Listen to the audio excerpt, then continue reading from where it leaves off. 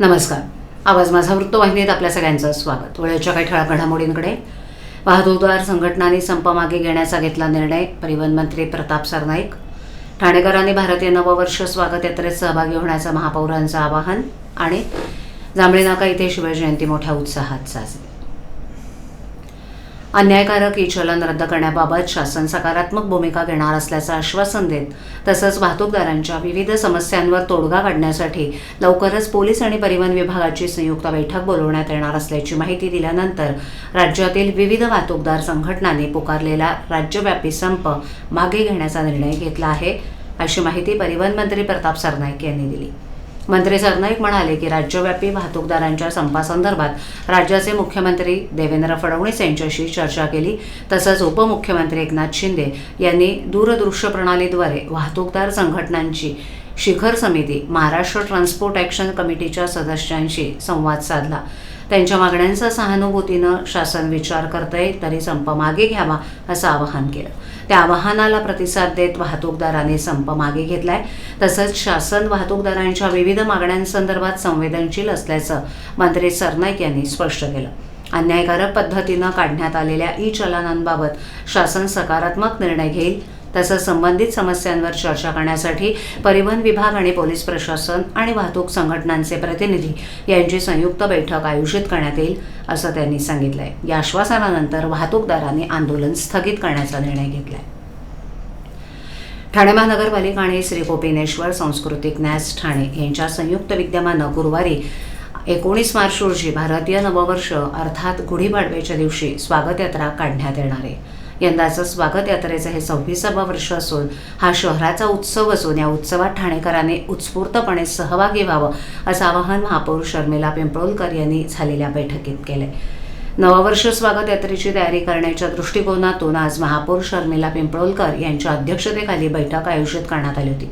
या बैठकीला उपमहापौर कृष्णा पाटील, विरोधी पक्षनेते अशरफ पठाण, अतिरिक्त आयुक्त एक संदीप माळवी, नगर अभियंता प्रशांत सोनाग्रा, उपायुक्त जिजी गोदेपुरे, मधुकर बोडके, दीपक झिंजाड, डॉक्टर मिताली संचेती, परिवहन व्यवस्थापक भालचंद्र बेहरे यांच्यासह पालिकेच्या विविध विभागांचे प्रमुख तसंच कोपिनेश्वर सांस्कृतिक न्यासाचे विश्वस्त डॉक्टर नरेंद्र पाठक, कार्याध्यक्ष संजीव ब्रह्मे, निमंत्रक निखिल सुळे, सहनिमंत्रक भरत अनखिंडी यांच्यासह पदाधिकारी उपस्थित होते. समर्थ ठाणे, सशक्त भारत, वंदे मातरमची 150 वर्ष, भारत 2047, नागरी शिष्टाचार या विषयांवर आधारित चित्ररथ स्वागत यात्रेत असणार आहेत. नववर्ष स्वागत यात्रा हा ठाणे शहराचा उत्सव असून या उत्सवात विविध महाविद्यालयांच्या विद्यार्थ्यांना, पालिका शाळांमधील विद्यार्थ्यांना सहभागी करावं. तसंच पालिकेच्या शिक्षण विभाग, आरोग्य, प्रदूषण, घनकचरा, उद्यान, आपत्ती व्यवस्थापन, सार्वजनिक बांधकाम विभागातर्फे जनजागृती करणारे चित्ररथ सहभागी करावेत असंही महापौरांनी नमूद केले. तसंच शहरातील विविध भागातून ज्या उपयात्रा निघणार आहेत त्या ठिकाणच्या परिसराची देखील स्वच्छ राहील याची दक्षता घ्यावी असंही त्यांनी सांगितलं. हिंदवी स्वराज्याचे संस्थापक छत्रपती शिवाजी महाराज यांची जयंती तिथीनुसार ठाण्यात शिवसेना ठाणे जिल्हा शाखेच्या वतीनं मोठ्या उत्साहात आणि भक्तिभावानं साजरी करण्यात आली. शिवजयंतीनिमित्त ठाण्यातील ऐतिहासिक मासुंदा तलाव परिसरातील छत्रपती शिवाजी महाराजांच्या पूर्णाकृती पुतळ्याला शिवसेना नेते तथा माजी खासदार अजय विचार यांच्या हस्ते पुष्पहार अर्पण करून अभिवादन करण्यात आलं. यावेळेला शिवरायांच्या जयघोषानं परिसर दणाणून गेला. याप्रसंगी शिवसेना ठाणे जिल्हा प्रमुख केदार दिघे, महिला आघाडी प्रमुख रेखा खोपकर, शहर प्रमुख अनिश गाडवे यांच्यासह शिवसेना, उद्धव बाळासाहेब ठाकरे पक्षाचे अनेक पदाधिकारी, कार्यकर्ते मोठ्या संख्येनं उपस्थित होते. तसंच जांभळी नाका परिसरातही शिवजयंती मोठ्या उत्साहात साजरी करण्यात आली. यावेळेला शिवरायांच्या प्रतिमेला पुष्पहार अर्पण करून अभिवादन करण्यात आलं. उपस्थित शिवसैनिकांनी छत्रपती शिवाजी महाराजांच्या कार्याचा गौरव करत त्यांच्या विचारांचा वारसा पुढे नेण्याचा संकल्प व्यक्त केला. शिवजयंतीच्या निमित्तानं संपूर्ण परिसरात शिवरायांच्या जयघोषानं वातावरण दुमदुमलं होतं. या कार्यक्रमांमधून शिवाजी महाराजांच्या पराक्रमाचं स्मरण करत त्यांच्या आदर्शावर चालण्याचा संदेश देण्यात आला. आराध्य दैवत छत्रपती शिवाजी महाराज यांची आज संपूर्ण देशभर शिवजयंती उत्सव साजरा केला जातो आहे. परंतु आज छत्रपती शिवाजी महाराजांनी जे काही किल्ले उभारलेले आहेत या संपूर्ण महाराष्ट्रामध्ये आणि तुम्ही बघितलं असेल त्यावेळेला जवळजवळ 350 वर्षापेक्षा जास्त झालेले. पण परंतु आज त्या किल्ल्यांची अवस्था एवढी दुरावस्था झालेली आहे. त्या छत्रपती शिवाजी महाराजांचं नाव घेऊन आपण या ठिकाणी त्या खुर्चीवर बसलात, पण त्या छत्रपती शिवाजी महाराज यांचं स्मारक या ठिकाणी मुंबईला होणार होतं समुद्रामध्ये, परंतु त्याचा कुठे थांग पत्ता नाही. त्याचा नारळ फुटला होता, त्याचा संबंध गवगवा झाला होता, त्यासाठी निधी पण दिला होता, बजेट प्रोव्हिजन झाली होती, पण त्याचं काय झालं ते काय कुठे कळलंच नाही. तसंच ह्या ठाण्यामध्ये सुद्धा या ठिकाणी एक चांगला प्रोजेक्ट आपण हा जो बघतोय आपण हा आपल्या खासदार निधीतून त्या ठिकाणी हा संपूर्ण प्रोजेक्ट आणि महानगरपालिकाने असा मिळून तो संबंध मासुंदा तलावाचा विकास त्या ठिकाणी सुशोभीकरण आपण केलं होतं. परंतु ह्याच्यातला पार्ट 1 झाला, पार्ट 2ला सुद्धा या ठिकाणी व्हायला पाहिजे होती, परंतु या राजकारणामुळे हे संबंध ते प्रोजेक्टच त्या ठिकाणी भाषणामध्ये बांधण्याचं काम त्या ठिकाणी केलेलं आहे. आणि तुम्ही बघितलं असेल ह्या संबंध महाराजांनी बांधलेले जे गट ठाणे महानगरपालिकेच्या पाणीपुरवठा विभागामार्फत थकीत पाणीपट्टी वसुलीसाठी विशेष मोहीम राबवण्यात येत असून 27 फेब्रुवारी ते 5 मार्च 2026 या कालावधीत शहरातील विविध प्रभाग समित्यांमधून एकूण 4,22,35,750 रुपयांची वसुली करण्यात आली आहे. थकीत देयकांवर कठोर कारवाई करत 103 पाणी जोडण्या तोडण्यात आल्या असून 177 जणांना नोटिसा बजावण्यात आल्यात, तर 3 ठिकाणचे पंप जप्त करण्यात आलेत, तर 1 पंप रूम सील करण्यात आलाय. या कालावधीत प्रभाग समितीनिहाय वसुलीमध्ये मानपाडा प्रभाग समितीतून 1,14,65,750 रुपयांची वसुली करण्यात आली. कळवा प्रभाग समितीतून 59,05,557 रुपयांची वसुली करण्यात आली असून 35 जणांचे नळ संयोजन खंडित करण्यात आली आहेत. नौपाडा प्रभाग समितीतून 52,98,941 रुपयांची वसुली करण्यात आली, तर 31 जणांची नळ संयोजनं खंडित करण्यात आली आहेत, तर 60 जणांना नोटिसा बजावण्यात आल्या आहेत. वर्तकनगर प्रभाग समितीतून 49,94,751 रुपयांची वसुली करण्यात आली आहे. 5 जणांची नळ संयोजनं खंडित करण्यात आली आहेत, तर 20 जणांना नोटिसा बजावण्यात आल्या आहेत. तसंच उथळसर प्रभाग समितीतून 36,61,836 रुपयांची वसुली करण्यात आली आहे आणि 4 जणांची नळ संयोजनं खंडित केली आहेत. लोकमान्य नगर सावरकर नगर प्रभागातून 31,37,858 रुपयांची वसुली करण्यात आली असून 10 जणांची नळ संयोजनं खंडित करण्यात आली आहेत, तर 97 जणांना नोटिसा बजावण्यात आल्या आहेत. वागळे प्रभागातून 25,13,857 रुपयांची वसुली करण्यात आली आहे. दिवा प्रभागातून 23,64,631 रुपयांची वसुली करण्यात आली आहे, तर 18 जणांची नळ संयोजनं खंडित करण्यात आली आहेत, तर 3 ठिकाणचे पंप जप्त, तर 1 पंप रूम सील करण्यात आले.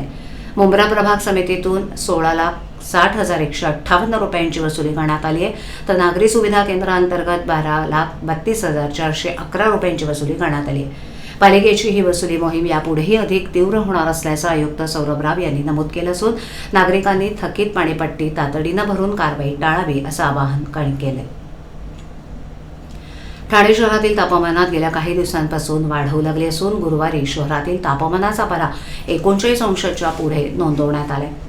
5 दिवसात शहरातील तापमानात 8 अंशानं वाढ झाल्याचं समोर आलंय. वाढत्या उन्हामुळे अंगाची लाहीलाही होऊ लागल्यानं नागरिक हैराण झालेत. यंदाच्या उन्हाळ्यात म्हणजेच मार्च ते मे या काळात कमाल तापमान सरासरीपेक्षा जास्त राहील आणि उष्ण दिवसांची संख्या वाढेल अशी शक्यता व्यक्त होतीये. असं असतानाच गेल्या काही दिवसात ठाणे शहरात तापमानात मोठी वाढ झाली आहे. ठाणे शहरात 26 फेब्रुवारी रोजी कमाल तापमान 32.4 तर किमान तापमान 23 अंश इतकं नोंदवलं गेलं.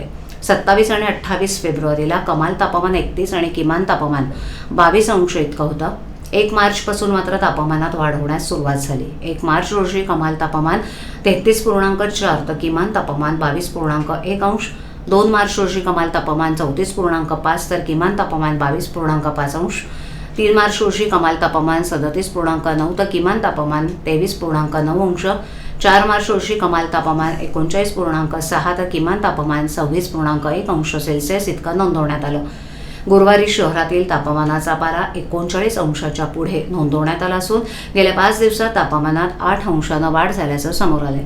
वाढत्या तापमानामुळे शहरात 11 वाजताच उन्हाचे चटके बसतायत. 12 वाजता उन्हाचा पारा अधिक वाढतोय. वाढत्या उन्हामुळे अंगाची लाहीलाही होत असून त्यामुळे नागरिक हैराण झालेत. दरम्यान उन्हापासून बचाव व्हावा यासाठी पालिका प्रशासनानं नागरिकांना आरोग्याची काळजी घेण्याचं आवाहन केलं. घराबाहेर पडताना डोक्यात टोपी घालावी, गॉगलचा वापर करावा, सोबत पाण्याची बाटली ठेवावी किंवा लिंबू पाण्याचं पेय ठेवावं असं आवाहन प्रशासनानं केलंय. स्त्रीविष विक्रीचं कनेक्शन ठाण्यात समोर आल्यानंतर पालिकेचा आरोग्य विभाग अलर्ट मोडवर आला आहे. ठाण्यातील 11 IVF आणि 269 सोनोग्राफी सेंटर्सची झाडाझडती घेण्याचं काम आरोग्य विभागानं सुरू केलं असून यासाठी 6 विशेष पथकांची स्थापना करण्यात आली आहे. शहरातील IVF सोनोग्राफी सेंटर्सची कसून तपासणी केली जाणार असल्यानं हे सेंटर्स प्रशासनाच्या रडारवर आलेत. नाशिकमध्ये मालती IVF केंद्राला परवानगी देण्यात आली असताना ठाण्यात मात्र त्याची शाखा बेकायदेशीरपणे सुरू होती. त्याची कोणतीही नोंदणी ठाणे महापालिकेकडे करण्यात आलेली नव्हती. याच केंद्रात स्त्रीविष विक्रीचा प्रकार बेकायदा सुरू होता. बदलापूर पोलिसांच्या कारवाईतून ही माहिती उघड होताच या केंद्रावर पोलीस आणि पालिकेच्या आरोग्य विभागानं धाड टाकून कारवाई केली. तसंच ठाणे महापालिकेच्या आरोग्य विभागाच्या कारवाईनंतर हे केंद्र आता बंद करण्यात आलं आहे.